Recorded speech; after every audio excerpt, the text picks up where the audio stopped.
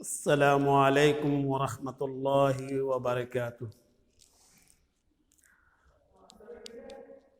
الحمد للہ نحمدہ ونستعینہ ونستغفرہ ونعوذ باللہ من شرور انفسنا ومن سیئات اعمالنا من یہدہ اللہ فلا مضل لہ ومن یضلل فلا ہادی لہ واشہد ان لا الہ الا اللہ۔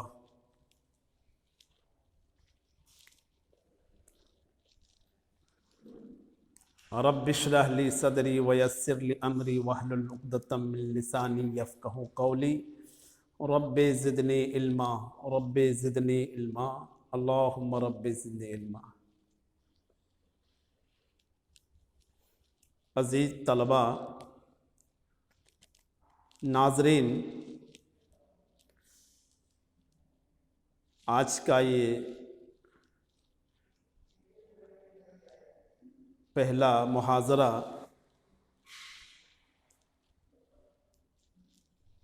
مشکات المصابیح کا ہے، جلد اول، جس میں صاحب مشکات کے تعلق سے کچھ باتیں ہوگی، کچھ اہم نکات بتائے جائیں گے، لہذا آپ لوگ جو نکات بتائے جائیں گے ان کو اپنی کاپیوں میں درج کر کے رکھیں گے تاکہ امتحان میں اچھی طرح سے لکھ سکے اور اچھے نمبرات سے پاس ہو سکے۔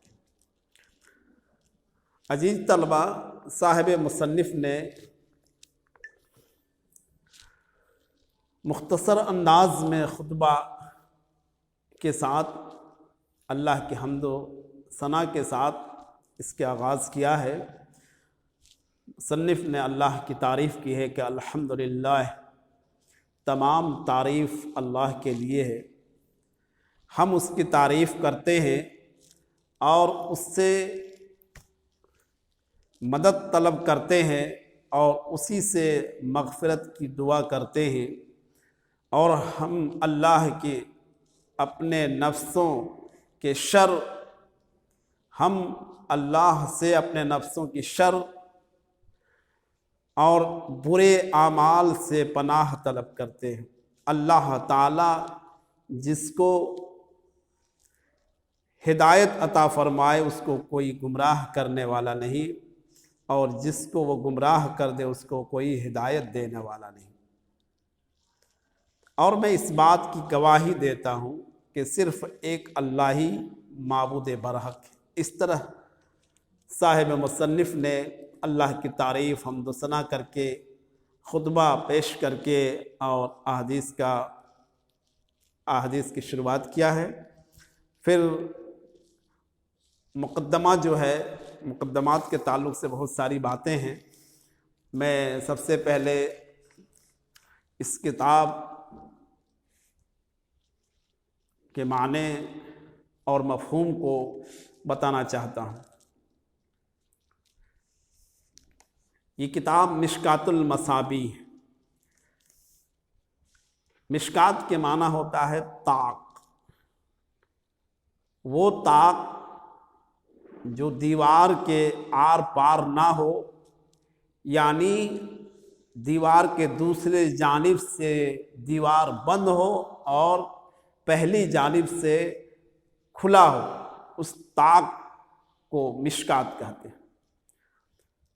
المصابیح، مصباح، مصابیح جمع ہے مصباح کا، جس کے معنی چراغ کے ہیں۔ تو چراغوں کا طاق، مشکات المصابیح کے معنی چراغوں کا طاق، یہ معنی یاد رکھیں۔ اب آگے چلیں۔ مشکات المصابیح کے اندر صاحب مصنف نے، صاحب مؤلف نے 5945 احادیث پر مشتمل یہ مجموعہ احادیث کی کتاب تصنیف کی ہے۔ اس کے مصنف کا نام محمد بن عبداللہ ہے، لقب ولی الدین ہے اور کنیت ابو عبداللہ ہے۔ آپ تبریز میں پیدا ہوئے اور خطیب تبریزی کے نام سے دنیا میں مشہور ہوئے۔ صاحب مشکات یہ 8ویں صدی ہجری کے جلیل القدر علماء و محدثین کے صف میں شامل ہوئے۔ دوسری چیز، مشکات کی ترتیب بہت خوب ہے، بہت خوبصورت ہے۔ عام طور پر ہر باب میں 3 فصلیں پائی جاتی ہے۔ پہلی فصل میں صحیحین کی احادیث ہے، یعنی بخاری مسلم کی احادیث۔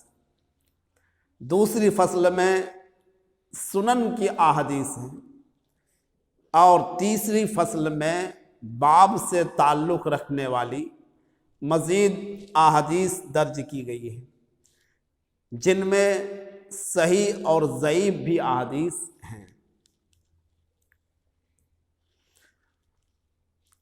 مشکات شریف فن حدیث میں درس نظامی کی پہلی کتاب ہے جو کتب حدیث کی جامع ہے۔ اس کی مقبولیت کا یہ عالم ہے کہ عرب و عجم کے ہر ایک مدارس و جامعات میں پڑھائی جاتی ہے۔ یہ صاحب مشکات کا مختصر چند باتیں تھیں جو میں نے بتایا۔ اب آئیے، صاحب مشکات نے باب اور کتاب شروع کرنے سے پہلے ایک حدیث پیش کی ہے، حدیث لایا ہے۔ کتاب شروع کرنے سے پہلے حدیث لایا ہے۔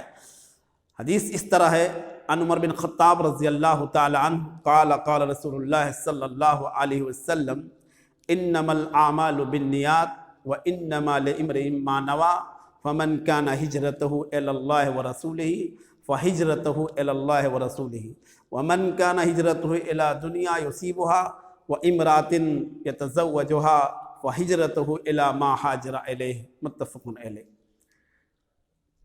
صاحب مصنف نے اس حدیث کو پہلے لایا ہے۔ اس حدیث کے تعلق سے کچھ باتیں آپ سماعت فرمائیں۔ آخر صاحب مصنف نے، صاحب مشکات نے اس حدیث کو پہلے کیوں لایا ہے؟ اس حدیث کا ترجمہ سماعت فرمائیں۔ راوی حدیث حضرت عمر بن خطاب رضی اللہ تعالیٰ عنہ ہیں۔ اللہ کے نبی صلی اللہ علیہ وسلم نے ارشاد فرمایا کہ تمام عملوں کا دار و مدار نیتوں پر ہے۔ بے شک ہر شخص کو اس کی نیت کے مطابق ثواب ملے گا، پس جس شخص نے اللہ اس کے رسول کی خوشنودی کے لیے ہجرت کی تو اللہ اس کے رسول کی خوشنودی کے لیے مقبول ہے، اور جس نے ہجرت دنیا حاصل کرنے یا کسی عورت کے ساتھ نکاح کرنے کے لیے کی ہے تو اس کی ہجرت بھی اس کی نیت کے مطابق ہے۔ صاحب مصنف نے اس حدیث کو اس لیے لایا ہے کہ تمام عملوں کا دار و مدار نیتوں پر ہے، اور یہ حدیث شریعت اسلامیہ میں بنیادی حیثیت رکھتی ہے، کیونکہ نیت کے مطابق ہمیں ثواب اور اجر و ثواب ملے گا۔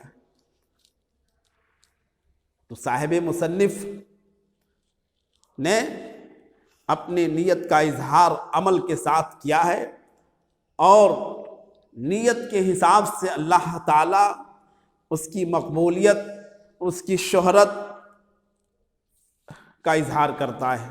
یہی وجہ ہے کہ آج پورے عالم اسلام کے اندر، عرب ہو یا عجم ہو، تمام دینی مدارس و جامعات میں اس حدیث کی کتاب کو پڑھائی جاتی ہے۔ دوسری چیز، نیت کے تعلق سے کچھ لوگوں کو غلط فہمی ہے کہ نیت زبان سے اقرار کرنے کا نام بھی نیت ہے۔ نہیں، نیت دل کے ارادے و عزائم کو کہتے ہیں، زبان سے ادائیگی کی ضرورت نہیں ہے اور نہ کوئی ثبوت ہے۔ نیت کے تعلق سے اور ایمان و عمل کے تعلق سے چند باتیں آپ کے سامنے میں رکھنا چاہوں تاکہ آپ کو سمجھ میں بات آئے۔ صاحب مشکات نے نیت والی حدیث لائی سب سے پہلے، اور اس کے بعد کتاب الایمان سے شروع کیا ہے۔ لہذا نیت، ایمان، یہ دونوں ضروری چیزیں ہیں۔ اسی کے ساتھ ساتھ عمل تب مقبول ہوگی جب ہمارا ایمان مضبوط ہو، اور ایمان تب مضبوط ہوگا جب ہماری نیت مضبوط ہو۔ تو آئیے ہم دیکھتے ہیں کہ نیت کے احادیث آپ نے سماعت فرمائیے، اور ایمان کی حدیث کے بارے میں صاحب جبرائیل یعنی حدیث جبرائیل اس میں لایا ہے۔ ایمان کے تعلق سے اللہ رب العالمین نے فرمایا قل آمنت باللہ واستقم، کہ تم کہو ہم اللہ کے اوپر ایمان لایا اور اسی پر جم جاؤ، اور عمل صالح،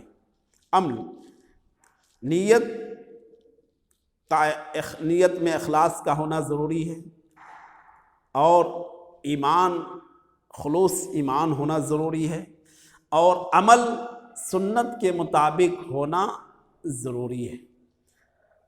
ایک حدیث آپ کے سامنے پیش کرتا ہوں۔ اللہ کے نبی صلی اللہ علیہ وسلم نے ارشاد فرمایا ان اللہ لا ينظر الى صورکم، ان اللہ لا ينظر الى صورکم ولا اعمالکم ولکن ينظر الى قلوبکم واعمالکم، رواہ مسلم۔ اس حدیث کے راوی حضرت ابو ہریرہ رضی اللہ تعالی عنہ ہیں۔ اللہ کے نبی صلی اللہ علیہ وسلم نے ارشاد فرمایا کہ اللہ تعالیٰ تمہارے شکل و صورت کو نہیں دیکھتا ہے، تمہارے مالوں کو نہیں دیکھتا ہے، اللہ تمہارے دل کو دیکھتا ہے اور تمہارے عمل کو دیکھتا ہے۔ اس حدیث میں دو بنیادی باتیں بتائی گئی ہیں۔ عمل کی قبولیت کے لیے دو بنیادی باتیں بتائی گئی ہیں۔ پہلی چیز، اللہ تعالیٰ تمہارے دل کو دیکھتا ہے، یعنی تمہارے دل کے ارادے کیسے ہیں، تمہارے دل کے ارادے سچے ہیں یا نہیں، نیت اچھی ہے یا بری ہے، نیت کے اندر نفاق تو نہیں ہے، یہ دیکھتا ہے۔ دوسری چیز، اللہ تعالیٰ تمہارے عملوں کو دیکھتا ہے، تمہارے عمل نبی اکرم محمد رسول اللہ صلی اللہ علیہ وسلم کے سنت کے مطابق عمل ہے یا نہیں۔ اگر سنت کے مطابق کوئی عمل نہیں ہے تو وہ عمل مردود ہے۔ لہذا نیت اور عمل دونوں کے اندر حدیث کی روشنی میں نیت کا سچی ہونا اور عمل کا نبی اکرم محمد رسول اللہ صلی اللہ علیہ وسلم کے سنت کے مطابق ہونا ضروری ہے، تب اللہ تعالی ہمارے عملوں کو قبول کرے گا، ورنہ ہمارے عملوں کو قبول نہیں کرے گا۔